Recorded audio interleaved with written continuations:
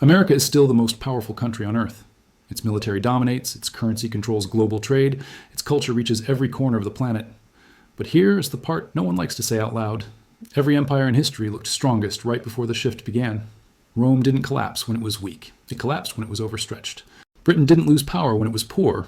It lost power when it was dominant everywhere at once. And today, America isn't falling. It's drifting slowly, quietly, in ways that history recognizes instantly. The signs aren't loud. There are no invasions, no burning capitals, no dramatic endings.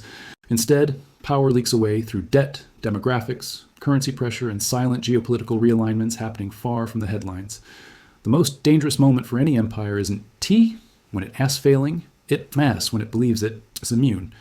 Because a history doesn't repeat itself the same way, but it always follows the same pattern. And if history is right, what comes next won't look like collapse.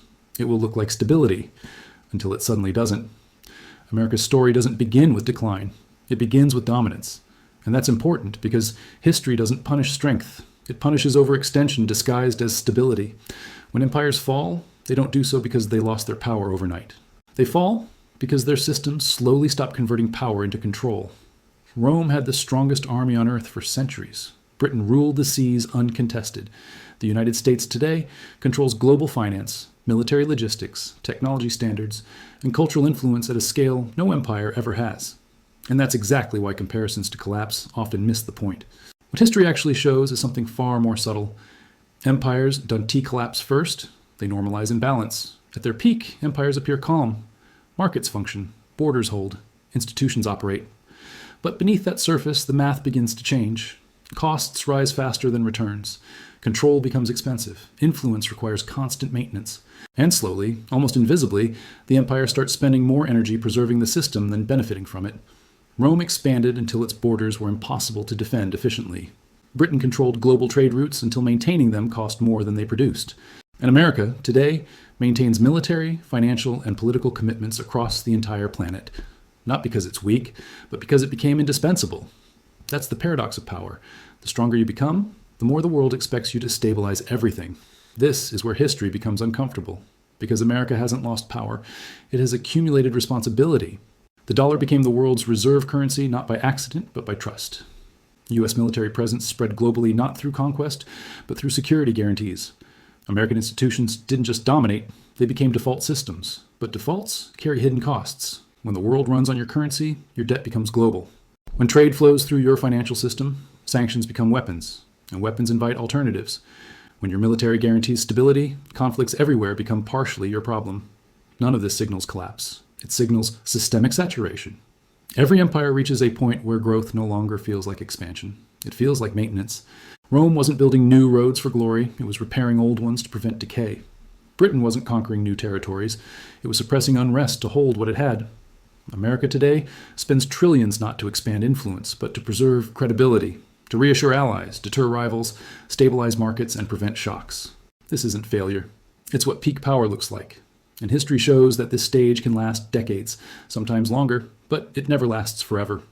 One of the most misunderstood aspects of imperial decline is timing. People expect a moment, a crash, a war, a collapse. But history shows something else. The shift happens while people argue that nothing is wrong. Rome's citizens still lived normal lives as authority hollowed out. British citizens still believed in imperial permanence after World War I. Empires don't announce their decline. They deny it. And denial isn't arrogance, it's inertia. Large systems don't change direction easily, especially when they're still functioning. Look at America today. Its economy remains massive, its military unmatched, its innovation engine still powerful. But beneath those strengths, structural pressures are building. Debt levels once considered unimaginable are now normalized. Political consensus is increasingly fragile. Demographic shifts are altering labor, consumption, and productivity patterns. Meanwhile, rival powers aren't a T trying to defeat the United States directly. They are rebuilding parallel systems, alternative trade networks, regional currencies, strategic alliances that reduce dependence. This is not confrontation, it's insulation. And insulation is how power slowly decentralizes. History tells us something critical here. Empires rarely lose because someone takes their power. They lose because others stop relying on it.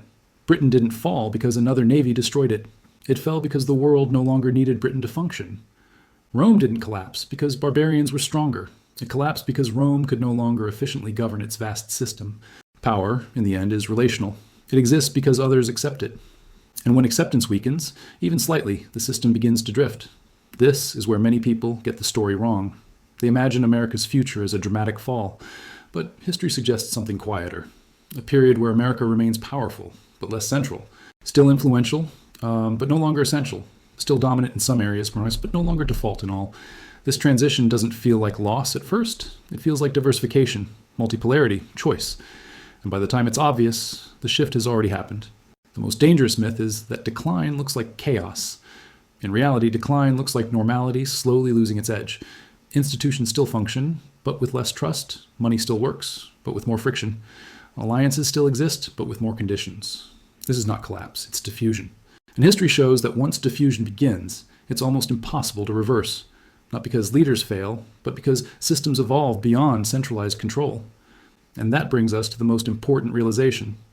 OS's US future will not be decided by a single crisis, election, war, or policy. It will be shaped by structural momentum, by trends that operate regardless of who is in power, by economic gravity, by demographic math, by technological shifts. History doesn't judge empires morally, it measures them structurally. And structurally, the United States is entering the same phase every dominant power eventually reaches. The phase where maintaining the system becomes harder than creating it. But this is only half the story. Because history doesn't just tell us how power peaks, it tells us what comes next. After peak power comes confusion, not collapse, and this distinction matters more than most people realize. History shows that the most unstable period for any empire is an AT, when it S clearly falling, but when it's uncertain whether it still leads. This is the phase where internal debates intensify, external actors test boundaries, and long-standing assumptions quietly expire. The empire still has strength, but it no longer has unquestioned authority. And that shift changes everything. For the United States, this phase is already visible. Not in headlines, but in behavior. Allies hedge, rivals probe. Markets react more sensitively to policy signals. The dollar remains dominant, yet alternatives are openly discussed.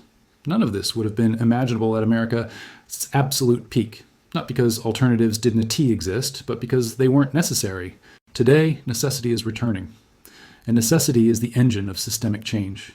History shows that once this phase begins, three things happen almost simultaneously. First, internal narratives fracture. Citizens argue not just about policy, but about identity and direction.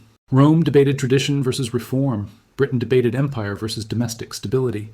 America debates globalization versus nationalism, intervention versus restraint, unity versus fragmentation.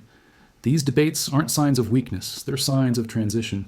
They emerge when the old model no longer fits the new reality. Second, external systems diversify. Trade routes shift, financial networks adapt, political alliances loosen and reform. Importantly, this doesn't require hostility. Most of the time it happens cooperatively, quietly. Countries don't leave the system. They build redundancy, they reduce exposure, they prepare. And from the inside, this feels like business as usual. Until suddenly, it isn't. Third, the empire itself becomes reactive rather than proactive.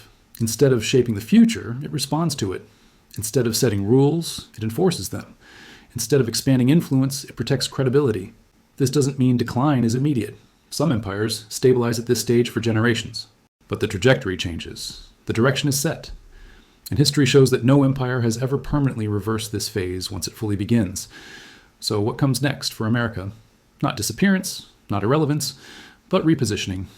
A world where the United States is first among equals rather than singularly dominant.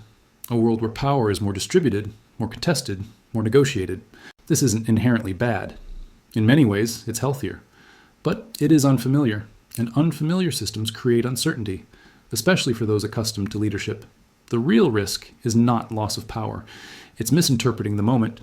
Empires that fail catastrophically do so not because transition is inevitable, but because they resist adaptation. Rome over-militarized and under-reformed. Britain exhausted itself trying to preserve imperial prestige. History doesn't punish decline. It punishes rigidity. And this is where America's future remains undecided. Because adaptation is still possible. The question is whether institutions, politics, and culture can align fast enough to meet a changing world. One thing history is clear about: the next phase will not announce itself. There will be no single day, no clear headline, no moment where the world agrees that American dominance has ended. Instead, years later, historians will look back and point to a period, a decade perhaps, when assumptions quietly changed, when decisions that seemed small at the time altered the trajectory, when power didn't vanish but stopped compounding. And that's the final lesson history offers. Power doesn't disappear, it redistributes. It flows toward systems that convert stability into trust, growth into legitimacy, and strength into cooperation. America still has every tool required to remain a central pillar of the global system. But history suggests that the era of uncontested dominance is ending, not with a crash, but with a recalibration.